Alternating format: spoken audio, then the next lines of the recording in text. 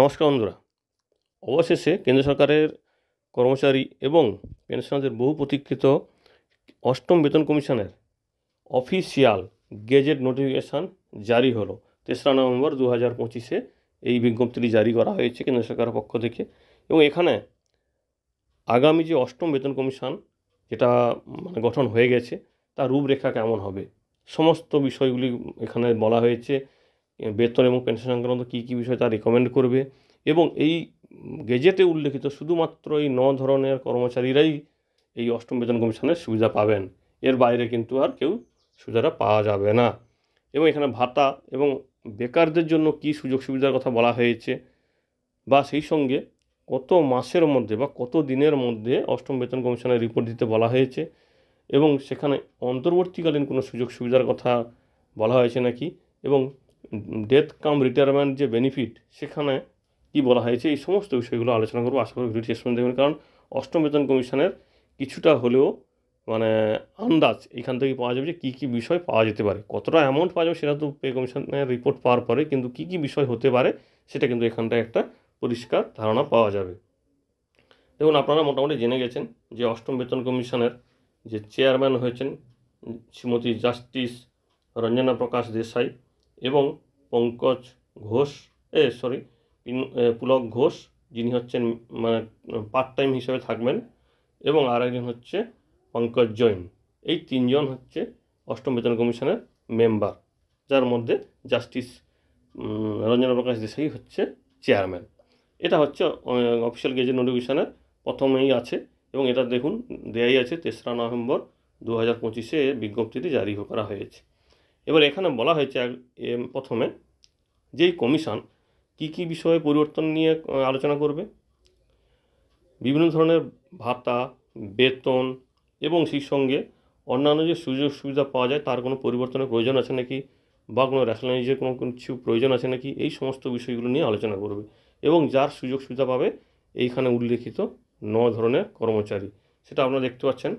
1 নম্বরে দেওয়া আছে সেন্ট্রাল গভর্নমেন্ট এমপ্লয়িজ, ইন্ডাস্ট্রিয়াল এবং non industrial personal belonging to all India service, personnel belonging to defense forces, personnel of union territories, personnel officers and employees of India Audit and Account Department, members of regulatory bodies excluding RBI set up under Acts of Parliament, Office of Employees of the Supreme Court, Office of the Employees of High Court, whose expenditure home borne by the union territories and judicial officers of the subordinate courts in union territories।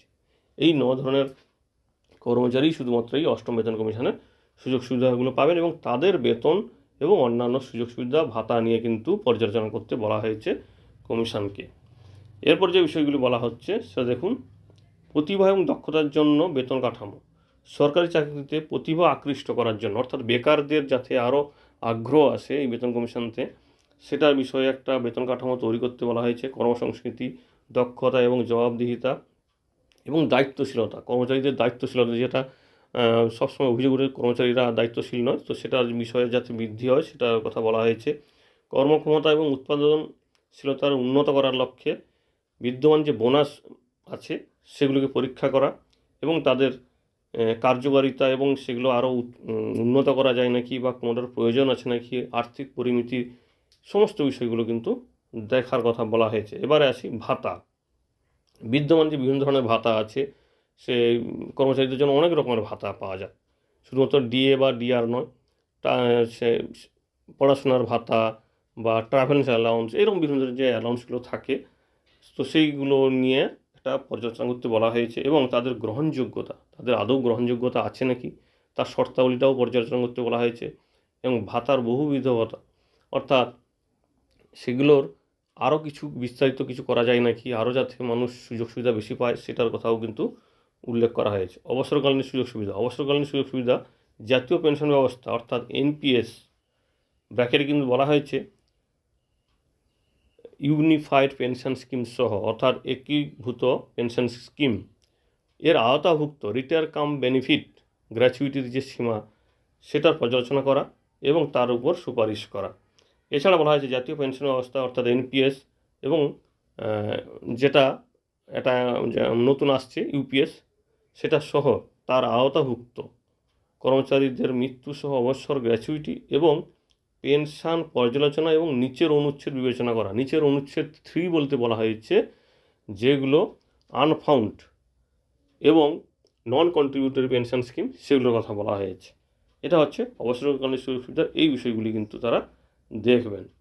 এবার আসি যে আর কি বিষয়গুলো এখানটায় তারা দেখবেন। বলেছেন economic condition, অবশ্যই কেন্দ্র সরকারের ইকোনমিক কন্ডিশন তারা দেখবেন এবং এখানটা বলা হয়েছে যে অ্যাডুকুয়েট রিসোর্স এবং আরও যাতে অন্যান্য জায়গা থেকে সোর্স মানে দক্ষতা আসে, মেধা আসে, সেই বিষয়টিও যাতে দেখা হয় সেটাও কিন্তু বলা হয়েছে।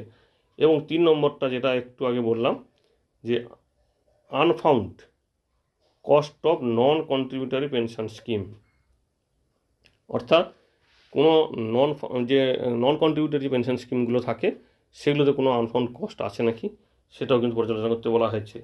এবং এছাড়া আরও কিছু বিষয়গুলো বলা হয়েছে। এবারে আসি যে মূল বিষয়গুলো, সেটা বলা হয়েছে যদি পে কমিশন কাজ করতে গিয়ে কিছু রিকমেন্ডেশনের প্রয়োজন হয়, কোনো কাগজপত্রের প্রয়োজন হয়, সেগুলো তারা সংশ্লিষ্ট দপ্তরের কাছ থেকে নিতে পারবে এবং সেখানে তারা সেই সমস্ত দপ্তরের সাহায্য নিয়ে বা সেই ডকুমেন্টসের সাহায্য নিয়ে তারা পেনশন কমিশনটা গঠন করতে পারে বা বিভিন্ন যে সংগঠন আছে তাদের সঙ্গেও কিন্তু কথা বলতে পারে, তাদের দাবি দাওয়াও কিন্তু শুনতে পারে। এবং 4 নম্বরে দেখুন বলা হয়েছে এই যে পে কমিশনটি গঠন করা হয়েছে এর হেড অফিস হবে নিউ দিল্লি। এবং 5 নম্বরে বলা হয়েছে যেটা সবচেয়ে খুব বহু প্রতীক্ষিত বিষয়, সেটা বলা হয়েছে 18 মাসের মধ্যে এটা রিপোর্টটা দিতে হবে এবং সেই সঙ্গে বলা হয়েছে যদি প্রয়োজন পড়ে তাহলে একটা ইন্টারিম রিপোর্ট যদি দেওয়া যায় সেটাও কিন্তু দেওয়ার সম্ভাবনা আছে। অর্থাৎ অন্তর্বর্তীকালীন যেটা সুযোগ সুবিধা আপনারা অনেকেই হয়তো বলে থাকেন যে পে কমিশন লাগু হতে অনেক দেরি হবে, তো সেক্ষেত্রে অন্তর্বর্তীকালীন সুযোগ সুবিধা হতে পারে নাকি, তো এখানে কিন্তু গেজেট নোটিফিকেশন সেটা বিষয়টা উল্লেখ করা হয়েছে।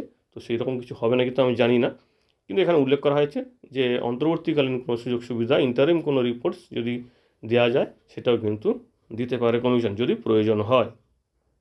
তাহলে মোটামুটি এই যে অষ্টম বেতন কমিশনের এই যে গেজেটটা তাহলে কর্মচারীদের জন্য মোটামুটি এক ঝলকে কী বলা যেতে পারে, এর অর্থটা কী, কী সুবিধা হলো। মোটামুটি এই বিজ্ঞপ্তিতে অষ্টম বেতন কমিশন যেখানে কারা কারা আওতায় আসবেন সেটাও কিন্তু পরিষ্কার হয়ে গেল, কী পর্যালোচনা হবে সেটাও কিন্তু এখানে ক্লিয়ার হয়ে গেল। বিশেষ করে আর্থিক বিচক্ষণতা এবং রাজ্য স্তরের প্রভাব উল্লেখ করা হয়েছে। এছাড়া কভারেজটি স্পষ্টভাবে কেন্দ্রীয় সিভিল সার্ভিসেস, প্রতিরক্ষা, কেন্দ্রশাসিত অঞ্চল প্রশাসন, আইএনডি এবং নিয়ন্ত্রক সংস্থা আরবিআই ব্যতীত এবং সুপ্রিম কোর্ট কেন্দ্রশাসিত অঞ্চলে হাইকোর্টের কর্মী এবং কেন্দ্রশাসিত অঞ্চলের যে অধস্তন যে বিচার বিভাগ বিভিন্ন যে কর্মচারী তারা এই আওতায় আসছেন। এছাড়া এই পরিধির মধ্যে এনপিএস এবং ইউপিএসের যে ডেথ কাম রিটায়ারমেন্ট বেনিফিট এই বিষয়গুলো কিন্তু আসছে, বোনাস অর্থাৎ অ্যালাউন্স এই সমস্ত বিষয়গুলোও কিন্তু এখানটায় ইনক্লুড করতে বলা হয়েছে এবং 18 মাসের সময়সীমা দেওয়া হয়েছে যার মধ্যে চূড়ান্ত রিপোর্ট তারা দেবে। মোটামুটি এটাই হচ্ছে অষ্টম বেতন কমিশনের অফিসিয়াল গেজেট নোটিফিকেশন থেকে প্রাপ্ত তথ্য। আশা করি তথ্যটি আপনাদেরও ভালো লাগবে এবং এখান থেকে মোটামুটি একটা আইডিয়া পাওয়া যাচ্ছে যে কী কী বিষয় হতে চলেছে এবং কবে নাগাদ হতে চলেছে। 18 মাস মানে মোটামুটি 2027 এপ্রিলের কাছাকাছি প্রায় হয়ে যাচ্ছে। দেখা যাক কবে কি হয় বা এর মধ্যে কোনো ইন্টারিম কোনো সুযোগ সুবিধা ঘোষণা করে নাকি, এই বিষয়টিও কিন্তু আমরা অপেক্ষা করতে থাকবো। তো এই অষ্টম বেতন কমিশনের এই যে অফিসিয়াল গেজেট নোটিফিকেশন থেকে আপনি কি আশা করছেন অবশ্যই কমেন্ট করে জানাবেন। ধন্যবাদ।